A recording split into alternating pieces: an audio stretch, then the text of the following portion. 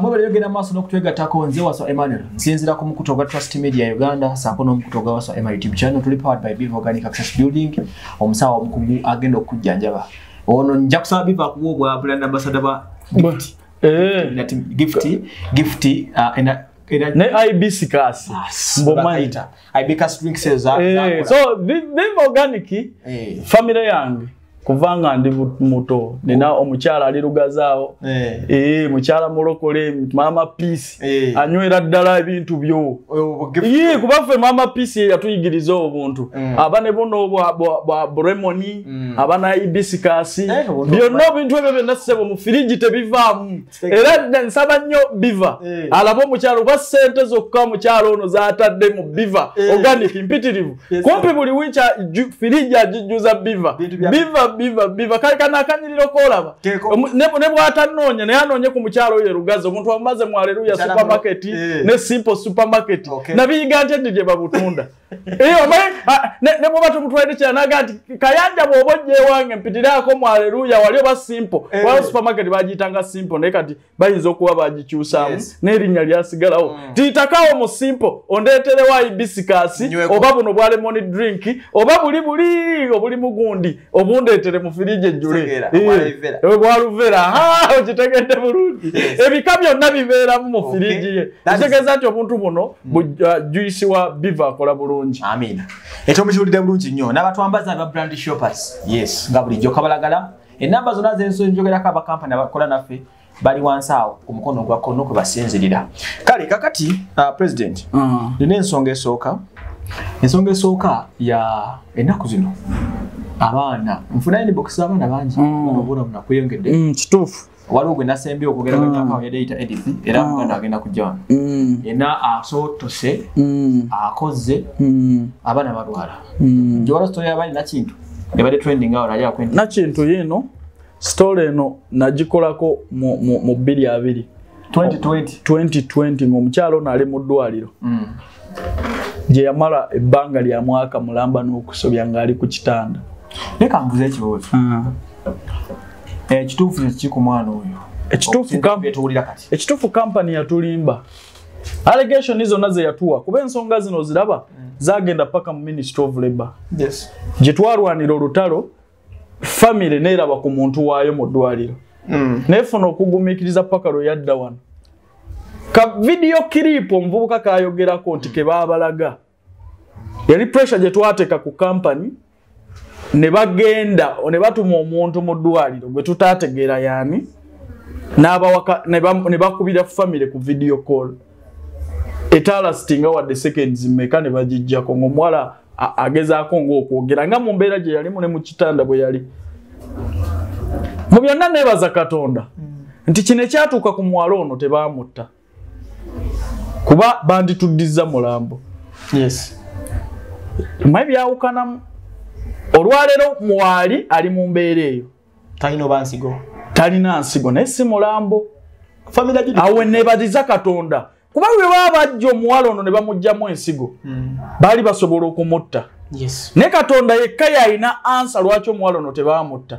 Kuba company twagezaako wano kuginoonya okwogera nabo n'okulaba nti tulipotingira ministry at least ebajjeko license ku nsonga zino nga bali very arrogant. Omukazi ondaba bwenkubiriza abantu okuyita mu makampani gonna kasoja company yaweebwa license naye n'atavaliwinga n'ekyo n'amanya kayanja yankubidde essimu n'ayogera very arrogant n'ayogera bubi oba okolakola kyonna ky'okola. Olwaleero omwana w'abendera bembeera gy'alimu nenga family yabanoonya mwe bennyini mukuba obulango n'okuyita public eyitire mu kampani zammwe bagende ebweru. Ng'omwana w'omuntu abeera mu mbeera bw'atyo ng'obalaata naye ng'oli mukyala nga gw'olinga atalina n'abaana ezaala just imagine nti kyatuuka ku mwana wo nti mwana wo gw'omaze wiiki kale tukiwe wiiki oba lunaku nga tomuwuliza naye omuzadde ne bamala omwaka mulamba tebawuliza muntu waabwe mukanya bipapula yagwa ku accident. Olwaleero mulabe omuwala kategerekeka okitegeera abantu bano balina okumanya nti abantu batwala ebweru bizinensi zaabwe ekyo nkibagamba bulijjo nange okitegeera gwe bw'ofuna license ne bakukkiriza okutwala abantu ebweru tekitegeeza nti ensi yonna okoze eki ogimazeeyo ate manya nti omuntu bw'oba mututte ebweru beera answerable ku buli muntu yenna mukubuuzaako kuba bano bantu. Nze nagamba bano ab'amakampani agatwala abantu ebweru. Gwenze bw'oba toyagala nkukubira essimu ku muntu gw'otutte ebweru gwe baveeko kubatwala. Nze waliwo atwala bulooka ebweru batwala amatooke gwe yali awulidde nga mukubira essimu. Amwe abalunda ente zammwe abazitwala ebweru nammwe abatwala ebyamaguzi wali ompuliddeko nga nkukubira essimu. Gutwala byamaguzi ebyo products zo ne bw'oba otwala abantu ebweru expecting okukubira essimu ku nsonga zonna kuba otayambye. Kuba buno tudiringa na bulamu bw'abantu. Odiringa n'abantu b'abantu bulamu bw'abantu bano Bannayuganda. Naye omukazi twamukubira essimu wano munnange nga tisitumu advisinga embassy egende mu kifo kino erabe omuwala ono yalwala ki. Sindika abantu bagende mu kifo kino. Family muzigulire tiketi zingende mu malwaliro gano ku mbeera zino ez'amaanyi. Adda muvere arrogant leba mwagala mukole ki oba mukola ki oba mukola ki. Bannange nze mbakubiriza kampani zino ezeetenda eryani abantu b'abantu abatuuse okugongobalira ebweru ne babeera mu mbeera bweti naye nga bo bakyabalaatira mu nsonga z'obulamu bw'abantu temuddamu ziyitiramu. Okitegeera eno kampani temuddamu giyitiramu. Nammwe mwenna abali mu process ez'okugenda ebweru mumanye bw'onaatuuka ebweru n'ofuna obuzibu bagenda kubalaatira kuba next of kin bo ne family zino ensonga twali ziriko 2 guguno gwa 8 nga 6. Okitegedde olwaleero emyaka 2 gye gyakayitako naye nga tuli ku nsonga zino ezi za muwala oyo yamala ebbanga mu ddwaliro naye nga tugamba tirisi mwogere ne embassy ekole consular visit mwe muli ba kampani yaweebwa olukusa gavumenti ya Uganda mwogere ne gavumenti eragire consular akole consular visit awali omwana oyo balabe ekituufu afuna obujjanjabi obutuufu obujjanjabi obumuweebwa era ensonga gye boogerako yeeyo. Nenga kampani yesuulirayo gwa Nagamba olwaleero birabye ate si yoyo yekka.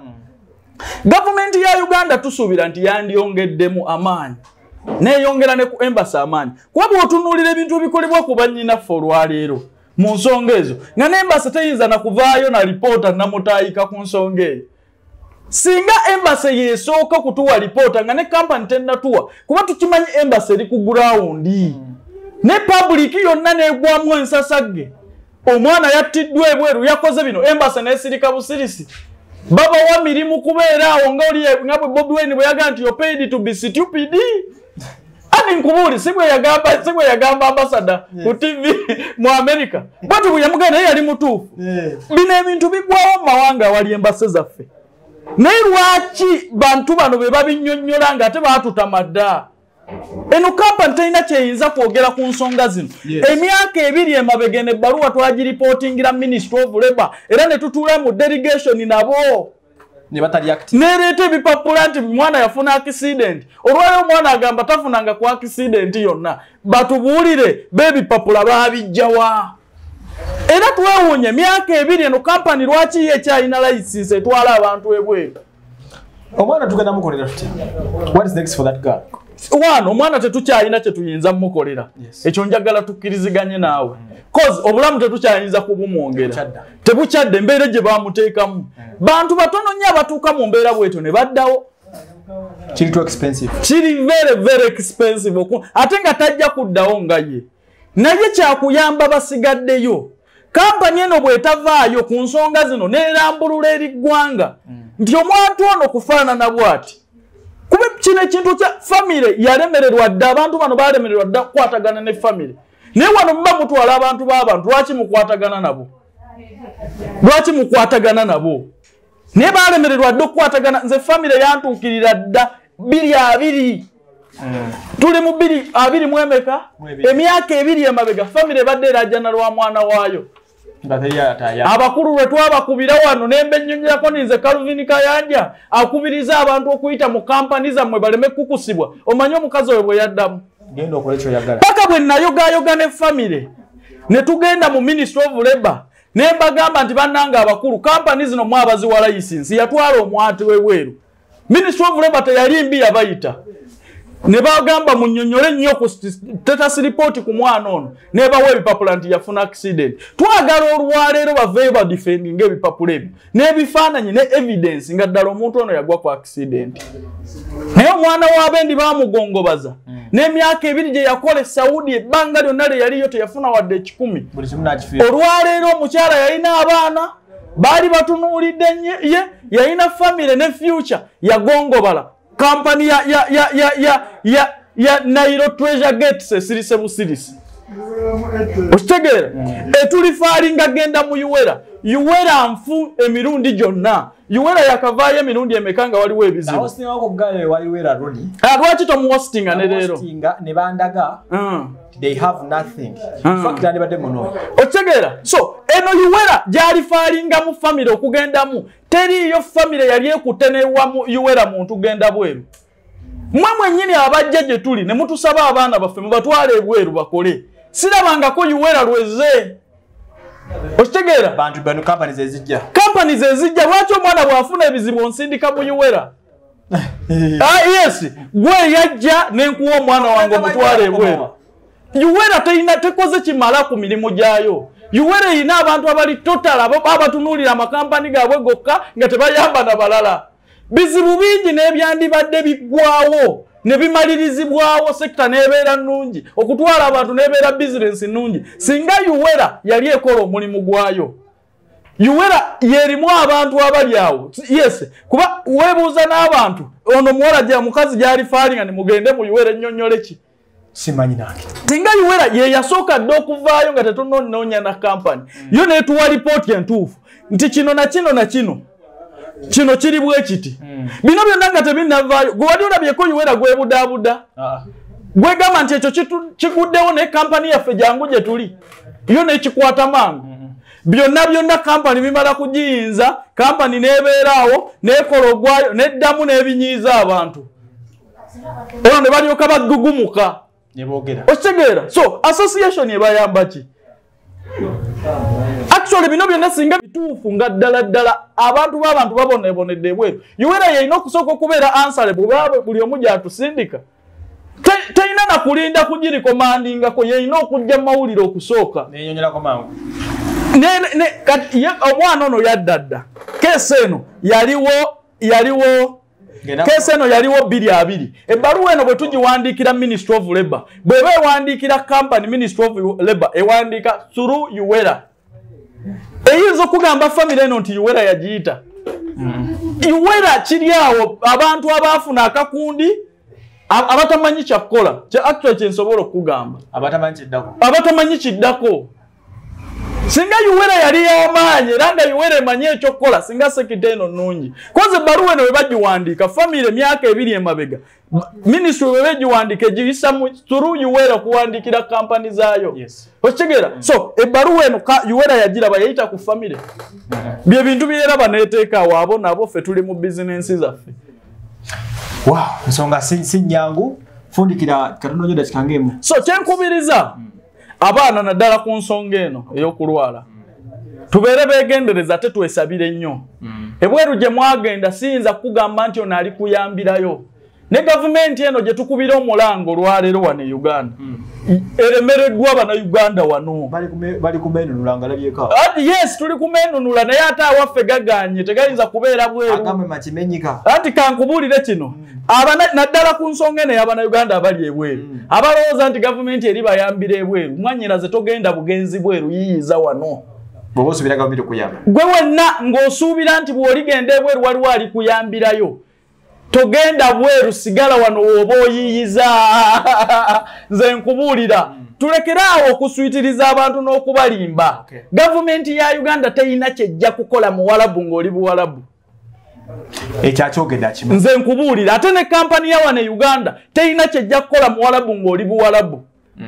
Gwe wenna ng'okyalina essuubi mu muntu nti ali nnyambira ebweru nkwegayiridde togenda bweru ebweru waagala muntu asazeewo agamba nti eki oba kufa oba kuwona ekijja kijje ate nammwe abafamire mbakubiriza mulekeraawo okwegatta ennyo okulaga nti omuntu mumwagala nnyo ng'amaze okufuna ebizibu abantu bano mubategeererewo nti ono omuntu atuuse emyaka egikola mwegatta amaanyi ge muteekamu ng'omuntu afunidde ebizibu ebweru gye yagenda nga mulaba muteekemu amaanyi mumukuliyetingire wano omulimu ebweru wali dangerous olwaleero ne bwova ku media n'okaabirira gavumenti n'okola ki gavumenti olaba mugyemulugunyaako wano emulago teri bantu gavumenti waliwo abantu baffe abafiiridde wano nga yalemererwa n'otuwa lipooti enaatuweetya lipooti ku bantu abali ebweru gyetafuga so gwe wenna ng'oli mu sensi ng'olowooza nti munnange bw'ona agenda ebweru kampani enavaako simanyi wera simanyi baani sigala wano lima lumonde webyebweru byesonyiwe bweru ogendayo ku lulwo weewaawo bakitegedde bulungi nnyo ndowooza obubaka babuweereza dda final chat sigala olime limonde nze wasembalira